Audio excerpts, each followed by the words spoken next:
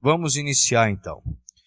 Hoje, irmãos, nós estamos no nosso estudo de número 4, no livro do profeta Abacuque. Os irmãos, por favor, abram suas Bíblias aí no livro do profeta Abacuque, no primeiro capítulo. Hoje nós queremos olhar neste primeiro capítulo a partir do versículo 12. Iremos até o final do capítulo, no versículo de número 17, e ainda chegaremos até o capítulo 2, versículo 1. Então será Abacuque 1, 12 até 2, 1. Eu vou ler nesse momento, então os irmãos acompanhem a leitura da palavra do nosso Deus. Todos encontraram? Agora está mais fácil, né, irmão? Estamos já no quarto estudo, estamos já mais próximos, né, do livro. Estamos assim, toda semana indo para o livro do profeta Abacuque, agora então acho que não existe tanta dificuldade. Eu percebi que os irmãos já abriram as Bíblias com mais facilidade no livro do profeta. Então, a partir do versículo 12, irmãos, desse primeiro capítulo, a palavra do Senhor diz assim: Senhor, tu não és desde a eternidade? Meu Deus, meu santo, tu não morrerás.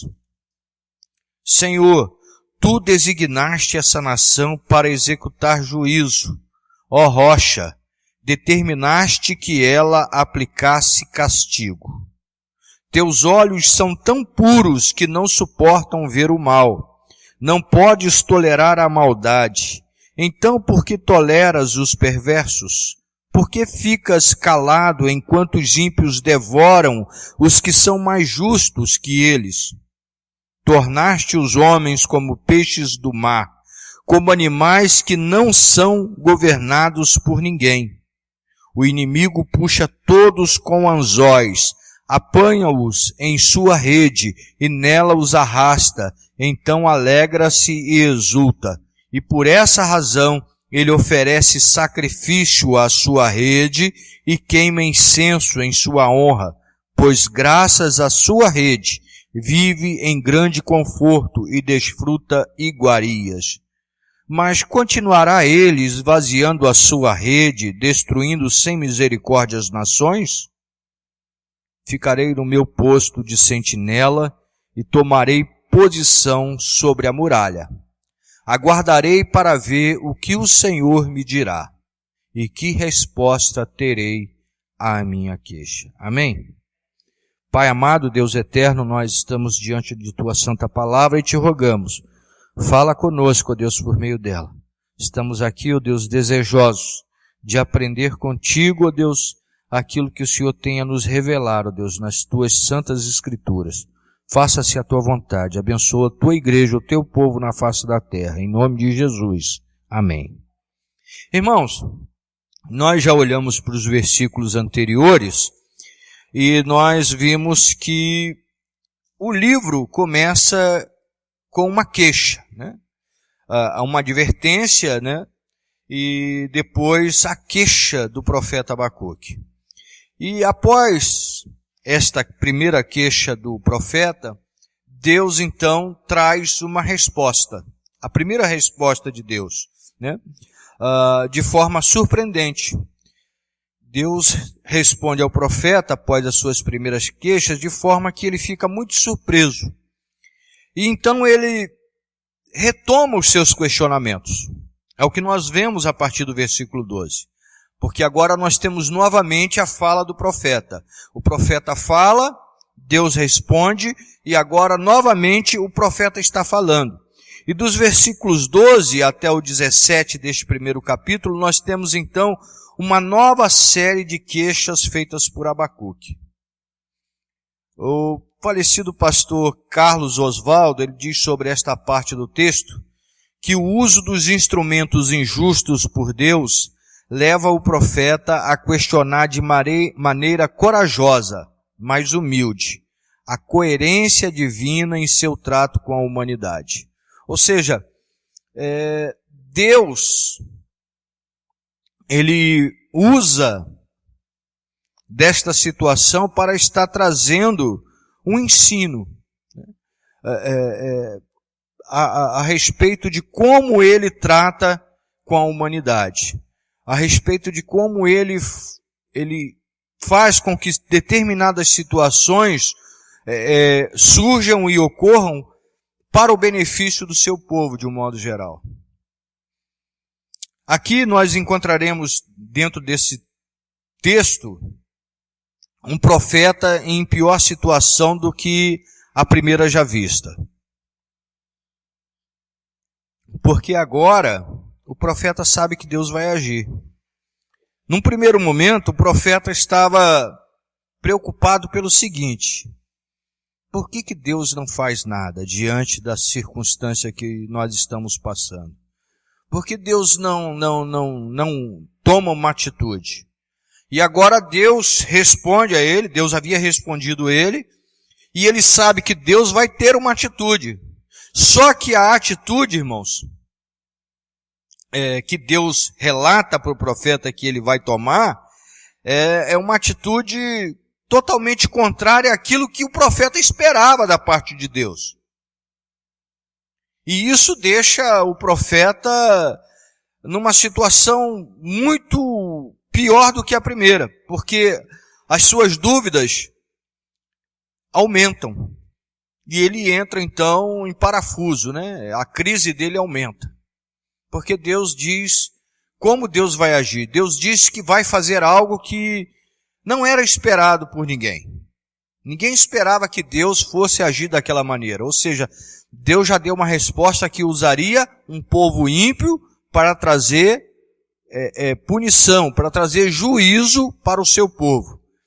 Então o profeta fica angustiado, o profeta fica numa condição de tormenta consigo mesmo, porque jamais, dentro da sua teologia judaica, ele poderia imaginar que Deus iria se opor ao seu povo e favorecer o inimigo.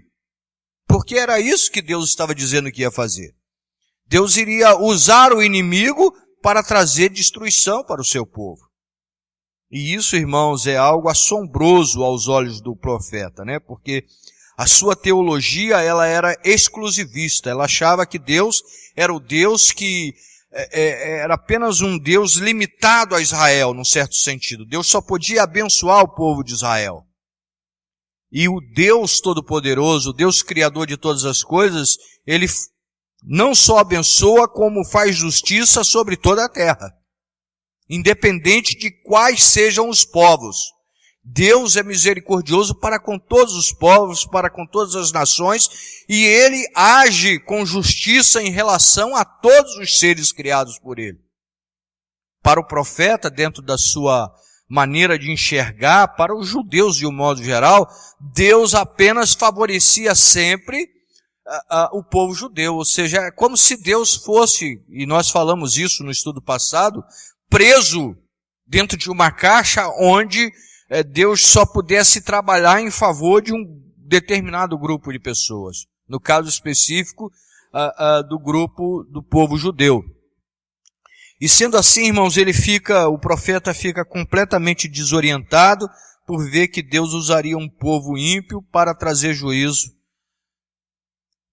para o povo escolhido. E nós temos então, irmãos, dentro do texto bíblico, algumas coisas importantes que precisam ser vistas. Primeiramente, dentro do versículo 12, nós podemos dizer que o profeta conhecia Deus.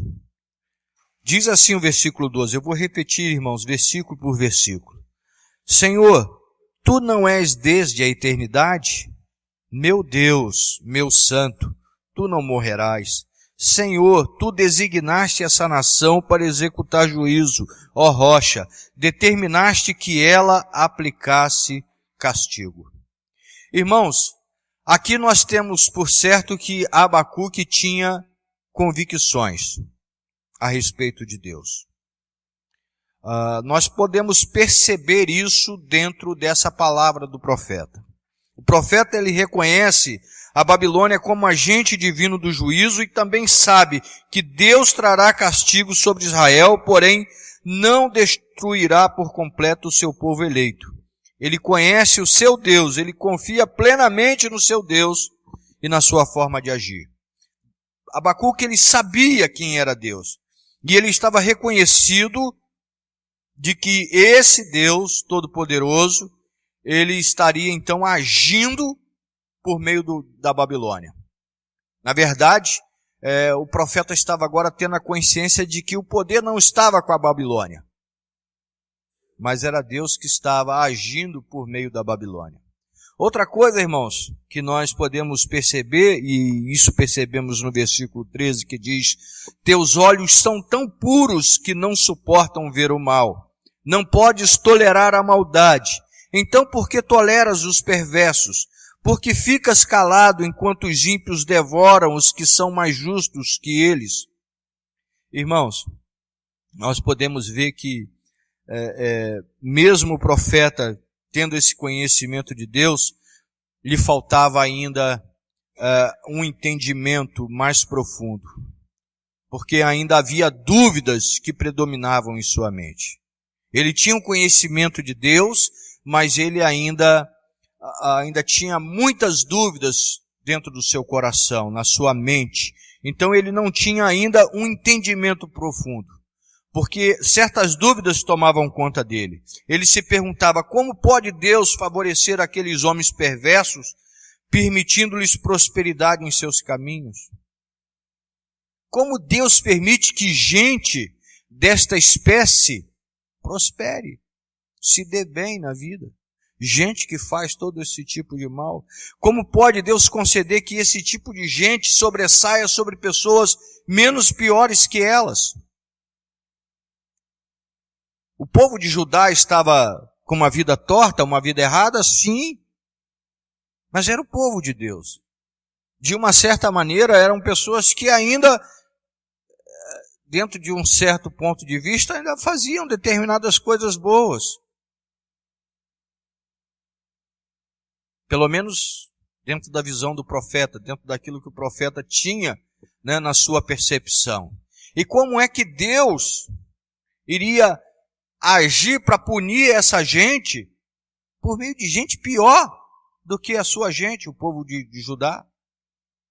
Como pode Deus ver as atrocidades cometidas por gente tão má e nada fazer para detê-los? Porque os babilônios, irmãos, eles eram terríveis. Eles eram assombrosos. E eles estavam fazendo isso, irmãos, por toda a terra conhecida daquele tempo. E eles prosperavam cada vez mais. Eles dominavam o mundo. Eles iam conseguindo invadir outros lugares e tomando posse de coisas, de gente, de tudo por onde eles passavam. E parece que isso não tinha um fim. Nada. Deus não dava um basta nisso. E isso era algo que inculcava na mente do profeta. E no versículo 14 nós vemos que o profeta chega a pôr em dúvida o valor da sua nação. O profeta sabia o valor que o povo de Judá tinha diante de Deus. O profeta sabia que a sua nação era uma nação escolhida pelo próprio Deus. Mas o versículo 14 diz assim: tornaste os homens como peixes do mar, como animais que não são governados por ninguém. Ou seja, dentro do olhar do profeta, parece que Deus agora olha o seu povo como meras criaturas que são destituídas de seu valor. Parece que Deus não valoriza tanto assim o seu povo. Para Deus, dentro dessa perspectiva, o seu povo pode ser tratado como presas fáceis nas mãos de hábeis caçadores. O profeta ele tinha plena consciência do valor do seu povo ante aos olhos de Deus, mas parece que naquele momento algo estava fugindo desta verdade.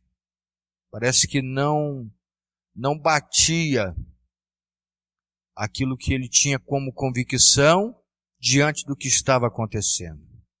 porque parece que o povo estava abandonado à sua própria mercê. E o inimigo era muito mais forte. Era como caçadores que vão à caça com armamento suficiente, capaz de pegar a sua presa e matá-la com facilidade. Então o profeta ele põe em dúvida o valor da sua nação. E ele faz uma constatação no versículo 15, que diz: o inimigo puxa todos com anzóis, apanha-os em sua rede e nela os arrasta. Então alegra-se e exulta. E aqui nós temos, irmãos, o relato da condição daqueles que caíam nas mãos dos babilônios. Tornavam-se indefesos e eram tratados sem misericórdia. Eram levados para o abate. Por onde eles passavam, pouca coisa sobrava. Algo que os tornava temidos e exultantes.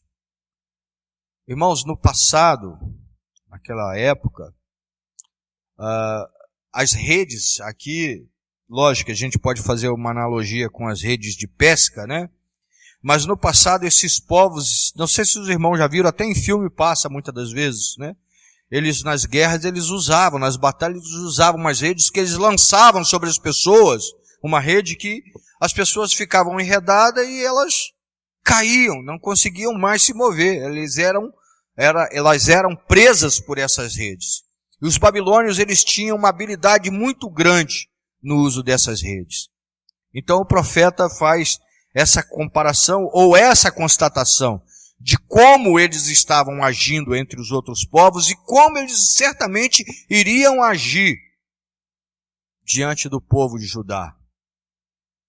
E o profeta continua a sua constatação e mostra que, mediante tudo isso, havia uma celebração do pecado. Versículo 16 diz: e por essa razão ele oferece sacrifício à sua rede e queima incenso em sua honra, pois graças à sua rede vive em grande conforto e desfruta iguarias. Irmãos, o mal é algo maravilhoso aos olhos daqueles que o cometem. A Bíblia nos ensina, irmãos, que o pecado, ele cega o ser humano. Os babilônios faziam festa em celebração às suas bárbaras conquistas. Prestavam culto à força, exaltavam a violência e o poder. Festejavam, irmãos, as suas pilhagens que os tornavam abastados com a desgraça alheia. Eles faziam grandes festas, grandes cultos. E cultuavam a quem? Os seus deuses. Os deuses da Babilônia, irmãos, segundo alguns historiadores, segundo algumas imagens antigas, eles tinham alguns redes em suas mãos. E eles cultuavam a esses deuses, como se esses deuses fossem poderosos, fortes. E eles acreditavam que estes deuses eram aqueles que lhes davam a vitória nas batalhas, que faziam com que eles saíssem para conquistar, que eles saíssem, irmãos, para tomar o que era dos outros povos e enriquecerem-se cada vez mais, né? Viverem regaladamente, porque eles viviam regaladamente.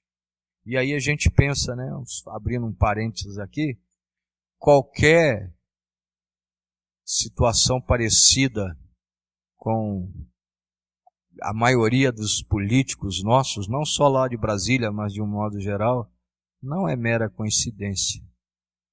O pecado é algo, irmãos, que faz isso. Leva pessoas a se dar bem com a desgraça alheia. Faz com que pessoas acham que podem tirar proveito, ser oportunas com o malefício do seu semelhante, com a desgraça do seu próximo. Então o profeta continua as suas indagações e no versículo 17 diz: mas continuará ele esvaziando a sua rede, destruindo sem misericórdia as nações? E nós encontramos aqui mais uma dúvida auxiliada por uma frustração. Lembram-se do início do livro que o profeta começa: até quando? Até quando? Essa gente vai predominar? Até quando essa gente vai se dar bem? Até quando eles vão fazer o que eles fazem e vão alcançar êxito? O profeta, irmãos, recebeu de Deus uma resposta de que haveria juízo e punição para Judá, mas quanto aos babilônios, será que eles ficariam impunes? A resposta de Deus nas primeiras indagações que o profeta fez é de que Deus traria juízo. Mas para quem? Deus fala a respeito só do juízo para Judá, não para os babilônios. E aí o profeta fica pensando, mas como pode? O Senhor vai trazer julgamento, punição para o teu povo e esse outro povo, essa gente, vamos dizer assim, miserável, que te menospreza, que não te reconhece como Deus, nada acontecerá com eles? Será que há justiça nisso? O Senhor vai fazer justiça, mas diz que vai fazer justiça, mas será que há justiça nisso? Esses são fatos, irmãos, que nós encontramos nesses versículos, do 12 ao 17. E nós poderíamos ir para casa, mas a questão é, nós iríamos para casa com uma pergunta no nosso coração. Qual a lição para nós? O que nós podemos tirar como lição daqui? E eu gostaria então, irmãos, de olhando para essas questões ou esses questionamentos do profeta, olhar um pouco para a nossa condição, para a nossa realidade. Um minuto só, irmão, eu vou tomar uma água aqui, mas tem um bichinho aqui, só um minutinho, irmãos.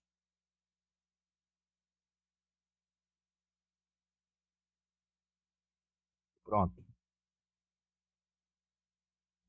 Frio desse e ele querendo tomar banho.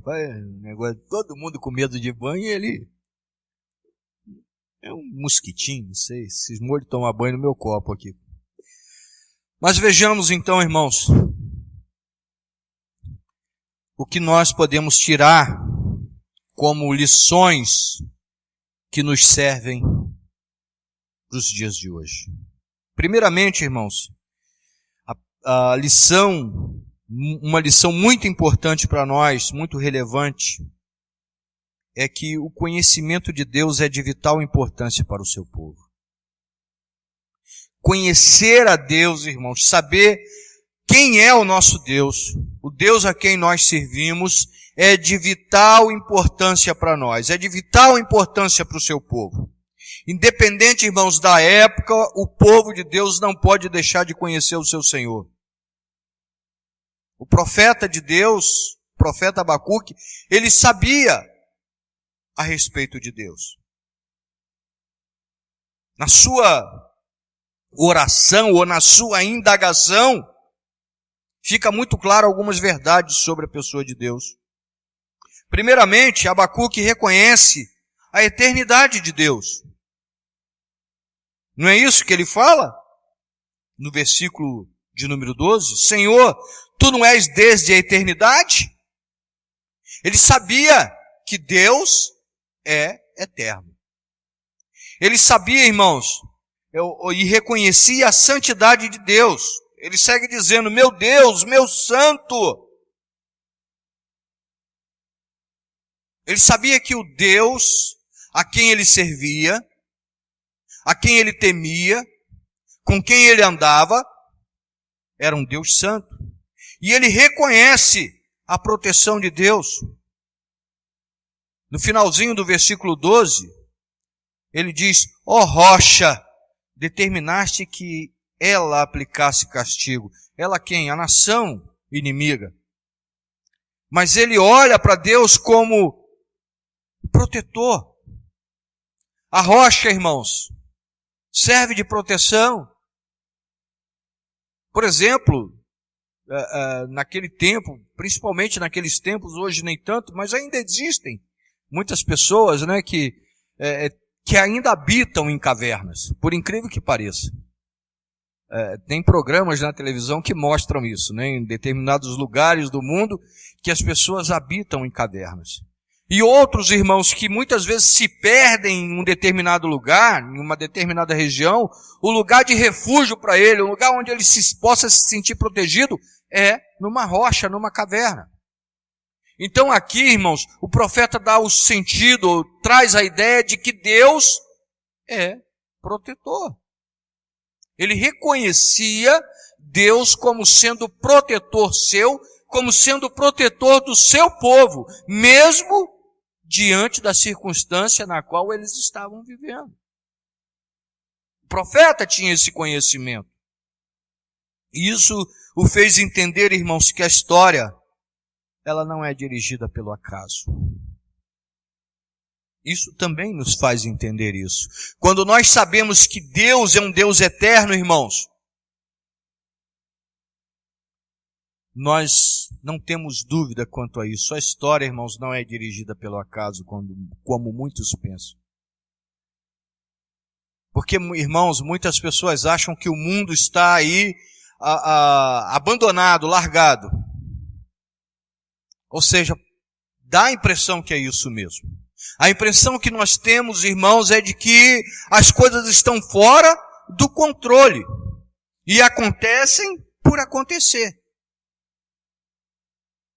Mas, irmãos, a Bíblia me mostra, a palavra de Deus me mostra, o Deus a quem eu sirvo, aquele que é Senhor da minha vida, me mostra que Ele é eterno. E sendo eterno, irmãos, Ele criou todas as coisas, Ele fez todas as coisas e Ele mantém todas as coisas dentro dos tempos certos, dentro da sua vontade perfeita. Nada escapa, irmãos, ao seu controle. Isso também, irmãos, fez entender que a justiça seria apenas uma questão de tempo.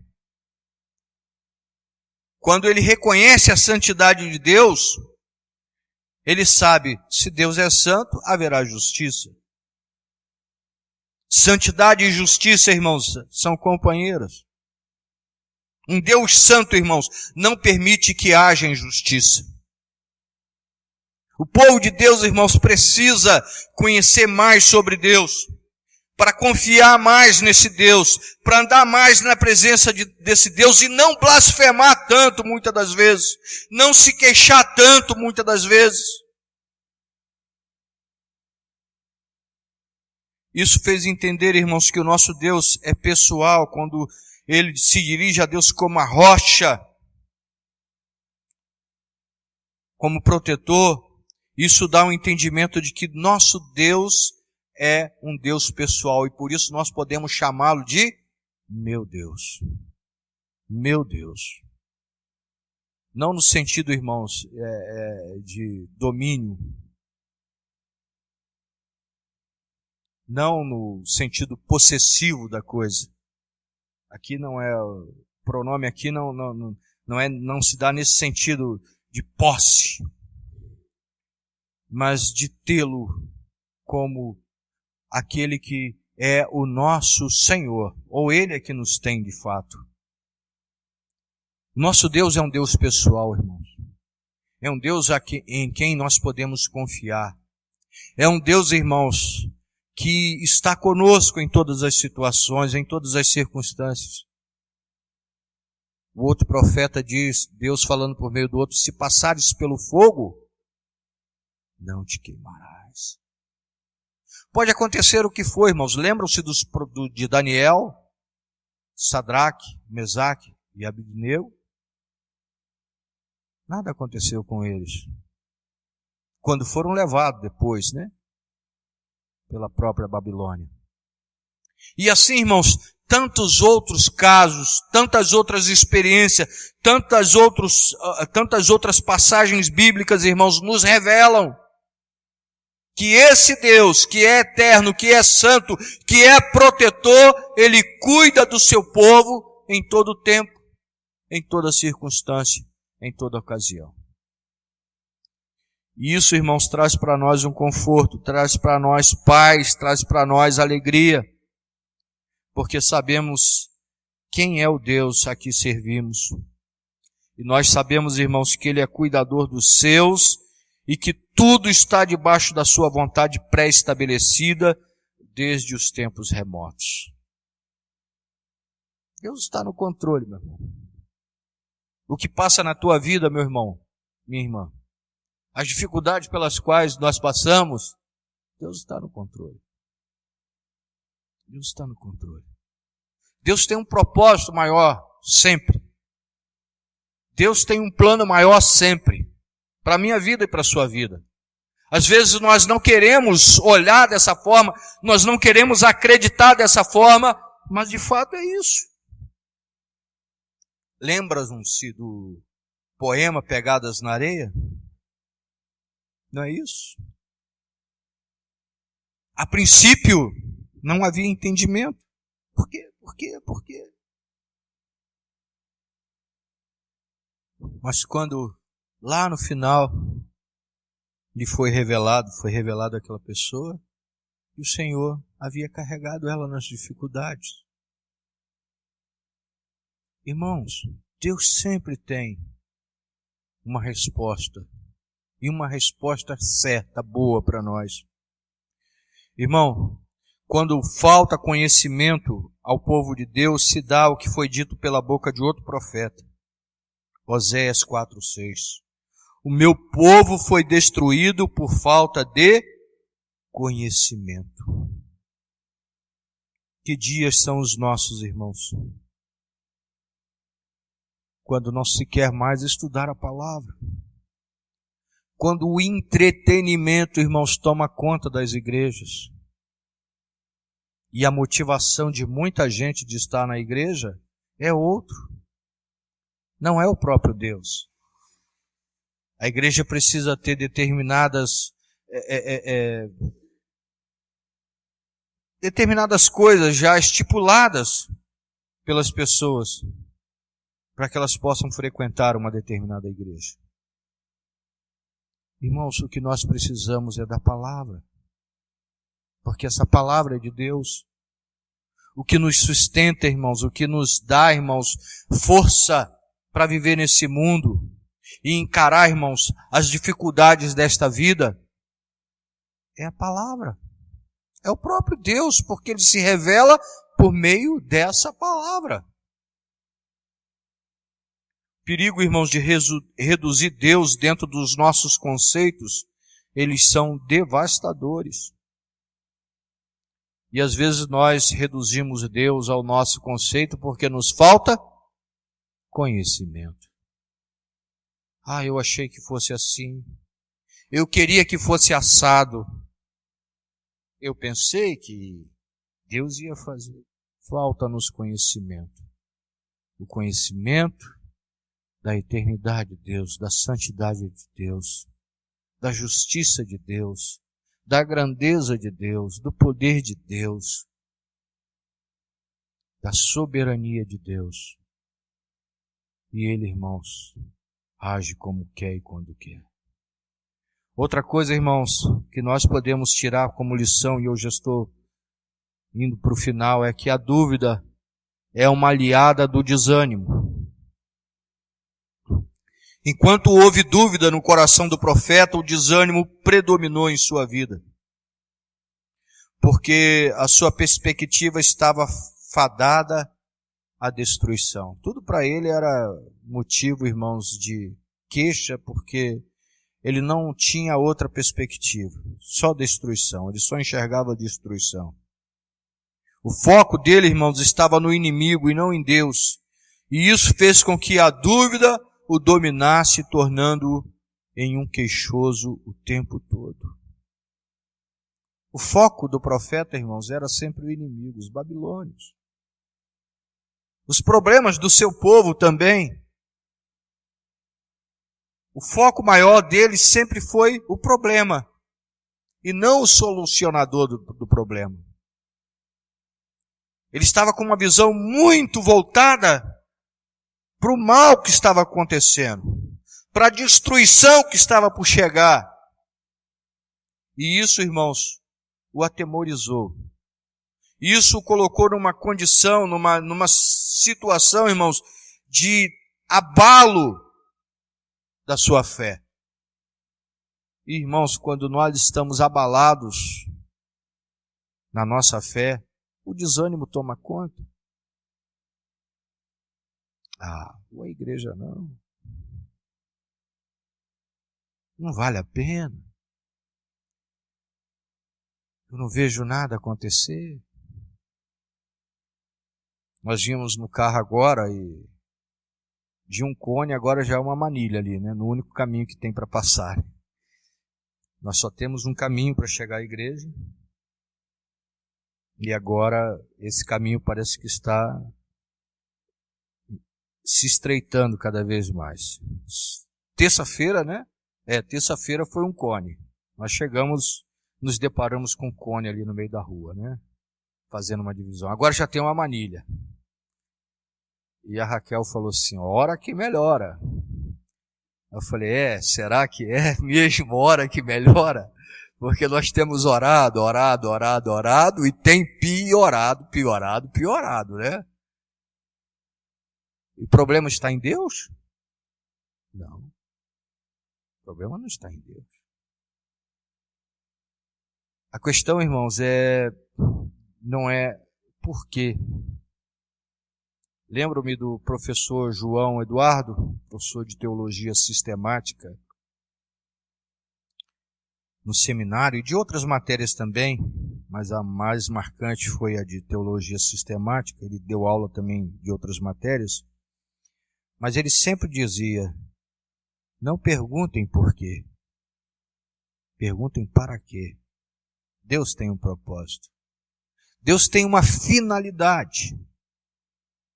Deus tem uma finalidade. Quando Ele permite certas circunstâncias, quando Ele permite certas situações da nossa vida, Ele tem algo maior para revelar. Ele tem algo maior para fazer. Nós não conseguimos, irmãos, entender, captar a mente de Deus. Nós não conseguimos ver o que está adiante. Mas, por certo, Ele tem algo muito maior a fazer. Irmãos, a dúvida ela só tem lugar até o momento em que olhamos para o Deus soberano com os olhos da fé. Então, meus irmãos, uma palavra para nós. Mantenha os seus olhos em Deus. Está difícil? Está piorando? Continue antenado com o Papai do céu. Continue esperando no Senhor. Continue olhando para Deus. Não desvie o seu foco. Não fique focado nos problemas, nas dificuldades. Olhe para Deus. Olhe para Deus. Você tem um Deus. Nós podemos chamar esse Deus de meu Deus. Nós não chamamos de meu Deus. Não é assim que nos dirigimos a Ele? O meu Deus me guarda, o meu Deus me protege, o meu Deus me guia. O meu Deus é o meu Deus. Então, meu irmão, continue olhando, minha irmã, para Ele. É Ele. Ele é Senhor absoluto sobre toda e qualquer situação, sejam elas adversas ou não na nossa vida. Às vezes dá vontade da gente parar, né? Às vezes dá vontade da gente desistir.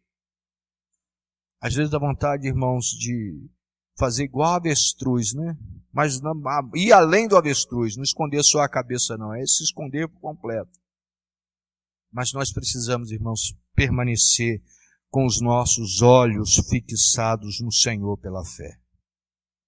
Uma terceira lição, irmãos, é que o poder do pecado é algo predominante no mundo em que vivemos. O poder do pecado é algo predominante no mundo em que vivemos. Por mais que seja algo totalmente destrutivo e contrário a Deus, o pecado é uma realidade em nossas vidas. O mundo vive no pecado e exalta o pecado. Se utiliza do pecado para alcançar seus objetivos e por isso ama o pecado. O pecado, irmãos, está diante de nós o tempo todo. O mal em si, gerado pelo pecado. O mundo, irmãos, em que nós vivemos, no qual nós estamos vivendo, A Bíblia diz que o mundo, a sociedade, ela está no maligno. Ou seja, é governada por mentes, irmãos, que são dirigidas por Satanás. A mente, irmãos, do homem sem Deus, ela é dominada pelo pecado. Nós sabemos que existe a graça comum que atinge todos os homens, mas somente o homem que tem um encontro com Cristo é que é liberto da mente pecaminosa, não do pecado como um todo. Mas, irmãos, o mundo no qual nós estamos vivendo, irmãos, ele é dominado pelo pecado. E isso, irmãos, nos atinge. Não há como fugir disso, irmãos. Nós somos atingidos por essa influência maligna de todas as maneiras na sociedade a qual nós pertencemos, nesse mundo que nós vivemos, com as pessoas que nós convivemos. Não para que nós tenhamos ódio delas, não é isso? Mas o pecado, irmãos, ele nos atinge em cheio, porque o mundo está cheio de pecado. O mal nos atinge em cheio, irmãos, porque o mundo está cheio de maldade. Para aqueles que não amam a Deus, irmãos, o pecado é algo comum, algo do cotidiano, faz parte de suas vidas, de seus projetos e de suas celebrações. O mundo celebra o pecado. O mundo comemora, irmãos, a pecaminosidade vivida por eles. Eles gostam disso. O homem, sem a liberdade que só Cristo pode dar, irmãos, ele é morto em seus delitos e pecados, mas ainda está vivo para esse mundo. E ele vive em torno dessas coisas. Contudo, irmãos, o crente, ele procura evitar essas coisas. O crente, ele deve fugir do pecado, não se acomodar ao pecado. O crente não pode entrar na onda de pagar o mal com o mal.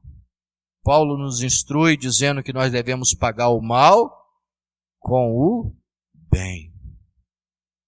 Nós devemos fazer o bem. Nós devemos pagar, irmãos, as coisas erradas fazendo coisas certas. Alguém lhe distrata? Trate bem. Alguém lhe deseja mal? Deseje o bem dela, ore por ela. Nós não podemos, irmãos, pagar, conforme diz o ditado aí, com a mesma moeda.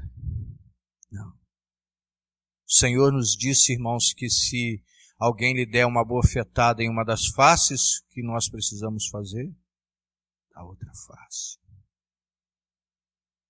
Irmãos, precisamos ter a consciência de que nós estamos neste mundo, irmãos, que é predominado pelo pecado, mas que nós não estamos mais sujeitos a ele. Aqueles que são de Cristo, irmãos, não estão mais sujeitos ao pecado. O pecado ainda, irmãos, tem uma força muito grande sobre nós, porque, como disse, ele está, irmãos, em todo lugar. Mas ele não predomina mais sobre as nossas vidas. O predomínio dele é sobre o mundo em que vivemos. E até parece, irmãos, muitas das vezes que ele vai tomar conta de tudo mesmo, mas ele não pode tomar conta de nós, daqueles que são de Cristo. Os que são do Senhor, irmãos, não podem ser dominados pelo pecado. Uma última lição para essa noite é que haverá punição para todo o mal que nos cerca.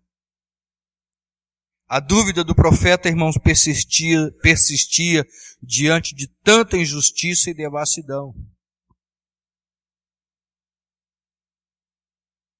Será que haverá punição para todo o mal que nos cerca? Nós também, irmãos, muitas vezes deixamos de olhar pela fé e a dúvida surge em nosso coração. Até quando nós iremos passar por tudo que nós temos passado?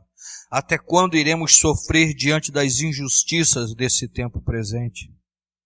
Senhor, eu não suporto mais uma determinada situação. Senhor, não aguento mais. Senhor, o Senhor não vai fazer justiça, o Senhor que é o juiz de toda a terra, o Senhor que vê todas as coisas, que sabe todas as coisas, o Senhor que é eterno, que é santo, que é protetor, que cuida do seu povo. Diante de tanta calamidade, o Senhor não vai punir essa gente?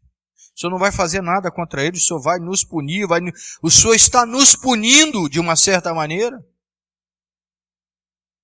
Porque os mais atingidos somos nós? Geralmente, quem faz a coisa certa, principalmente nos dias de hoje, paga pelo erro de todo mundo, né? Paga pelo erro de todo mundo. É assim. E aí? Vai continuar assim? Até quando isso vai ficar desse jeito? Qual é a resposta, irmãos? A resposta está no versículo que nós não lemos ainda nessa outra parte final. O versículo 1 do capítulo 2. Onde o profeta diz assim: ficarei no meu posto de sentinela e tomarei posição sobre a muralha. Aguardarei para ver o que ele me dirá e que resposta terei à minha queixa. Irmãos, nós precisamos aprender a confiar totalmente no Senhor e descansar nele. Nós precisamos conhecê-lo ao ponto de entender que ele age de maneiras bem diferentes daquelas pelas quais esperamos. O profeta disse que estaria no seu posto de sentinela. Na torre, né? Uma torre de vigília. Estaria esperando. Ele ficaria ali aguardando, firme. Não iria regressar. Irmãos, ficar de sentinela é algo muito complicado. Quem trabalhou já à noite, na área de vigilância ou de segurança, seja lá qual for aí, sabe como é complicado. Há um determinado período da noite que o sono quer dominar. Então você tem que ficar acordado. Permanecer firme. Irmãos, o profeta estava dizendo que ele iria ficar com firmeza. Ele disse: tomarei posição sobre a muralha. Eu vou ficar aqui. Eu sei que Deus vai trazer uma resposta.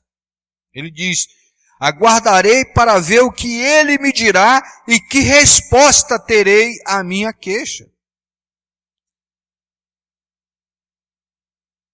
que Deus vai fazer? Deus está fazendo já alguma coisa.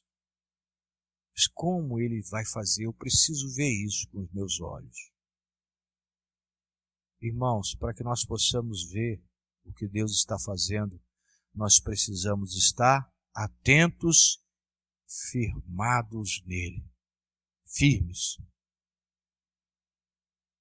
Porque, irmãos, diz o ditado, como é que é? Quem cochila, o cachimbo cai, é um negócio assim. É um ditado antigo, né? Cochilou, o cachimbo caiu, né? O pessoal do interior falava isso. Ou seja, irmãos, quando nós estamos despercebidos das coisas, quando nós não estamos atentos, as coisas acontecem à nossa volta e a gente não consegue ver. E aí nós ficamos, como dizia na minha época de garoto, né? Isso é bem antigo, a gente fica com cara de pastel. Não sei como é que é cara de pastel, não. É abobalhado, né? As coisas estão acontecendo e você não percebe, não sabe nada. Irmãos, como é que nós vamos ver a mão de Deus? Como é que nós vamos ver, irmãos, que é Deus que está por trás de toda uma situação adversa, se nós não estamos antenados, se nós não estamos, irmãos, firmados nele, aguardando a sua resposta. E a resposta de Deus, irmãos, só pode vir de um lugar, da sua boca. A resposta de Deus não vem de outro lugar, irmãos. A resposta do Senhor vem da sua boca. E nós sabemos que a boca de Deus para nós hoje é a sua palavra. Então, irmãos, precisamos ficar atentos ao que Deus está nos falando por meio da sua palavra. Não podemos, irmãos, desanimar, não podemos parar de ler a palavra de Deus. Nós precisamos, irmãos, continuar firmados aqui. Deus tem grandes revelações para fazer ao seu povo. Deus tem grande palavra para trazer para o seu povo. Mas enquanto o seu povo, irmãos, estiver buscando em outros lugares, em outras situações, buscando coisas, irmãos, que não são pertencentes a Ele, vem do paganismo muitas das vezes, o seu povo não verá a resposta, não terá a resposta. Lembremos-nos, irmãos, sempre, Deus é Deus e o seu modo de agir independe da nossa vontade. Ele é Deus, irmãos. Fiquemos firmes, irmãos, na palavra. Fiquemos firmes, irmãos, naquilo que Ele tem falado conosco. Porque, irmãos, certamente, uma resposta Ele nos dará, ou Ele já está nos dando. A questão é, nós estamos conseguindo enxergar? Nós estamos conseguindo ver? Eu acredito, irmãos, que se nós conseguirmos ver a resposta de Deus, se nós conseguirmos ouvir a voz de Deus, o nosso coração se aquietará. Nós iremos dizer como salmista, acho que no Salmo 4. Deixa eu olhar aqui se é Salmo 4, irmãos. Só um minutinho, mas eu acho que é Salmo 4. Eu me deitei e dormi. 4:8. Cadê o livro de Salmo? Está aqui. Fugiu da Bíblia, não. Em paz me deito e logo adormeço, pois tu, Senhor, me fazes viver em segurança. Quando nós conseguimos, irmãos, ouvir a voz de Deus, quando conseguimos perceber a mão de Deus, isso acontece. Isso acontece na nossa vida. Mesmo diante das tragédias, mesmo diante das adversidades. É muito diferente, irmãos, de crentes que perdem seu sono, que não conseguem viver bem, que não têm paz no coração. Não é perder o sono por insônia, não, irmãos. Isso aí é um outro problema, tá? Isso aí tem alguns que têm esse probleminha, né? Isso aí é uma questão médica. Mas não tem paz. Muita gente hoje em dia não tem paz. Por tudo, irmãos, estão desesperadas. E o crente, irmãos, não vive assim. O crente que aguarda no Senhor, que confia no Senhor de todo o seu coração, ele consegue viver isso aqui. Ele vive em segurança. Ele tem certeza de em quem ele tem crido. Mas eu sei em quem tenho crido, estou bem certo que é poderoso para guardar o meu tesouro até o dia final. É Ele, irmãos, que nos guarda. Amém? A Ele seja então honras e glória para todos sempre. Semana que vem continuaremos então com esse estudo no livro do profeta Abacuque. Que Deus nos abençoe a todos. Amém. Vamos orar, irmãos, encerrando esse momento. Depois estaremos indo para os nossos lares, guardados, em paz, protegidos pelo Senhor. Senhor Deus, Pai amado, Deus eterno, nós te louvamos, te agradecemos, ó Deus, porque a tua palavra foi, ó Deus, colocada diante de nós para que pudéssemos, ó Deus, ouvir, ó Deus, ler, ó Deus, e entender, ó Deus, aquilo que o Senhor quer falar conosco nesses dias. Os dias do profeta, ó Deus, foram dias difíceis, foram dias maus. São incomparáveis, ó Deus, com os nossos dias. Os nossos dias estão difíceis, mas não chega nem perto do que o profeta viveu. Mas quantos, ó Deus, de nós, do seu povo hoje, ó Deus, estamos, ó Deus, desacreditados. Quantos, ó Deus, do seu povo hoje, ó Deus, vive, ó Deus, numa situação, ó Deus, que parece, ó Deus, não crer na tua existência. Parece não crer, ó Deus, na tua soberania, na tua eternidade, na tua santidade, na tua justiça, na tua proteção. Ó Deus, ajuda-nos, ó Deus, a ver com os olhos da fé. Ó Deus, entender, ó Deus, pela fé, ó Deus, o teu propósito, a tua vontade, para que possamos, ó Deus, viver, ó Deus, nesse tempo presente, firmados na rocha que é o Senhor Jesus, aquele que vive e reina para todos sempre, Senhor e Salvador de nossas vidas, e que possamos, ó Deus, ser alimentados pela tua palavra, para que possamos, ó Deus, andar, ó Deus, na tua presença com o coração, ó Deus, firmado no Senhor.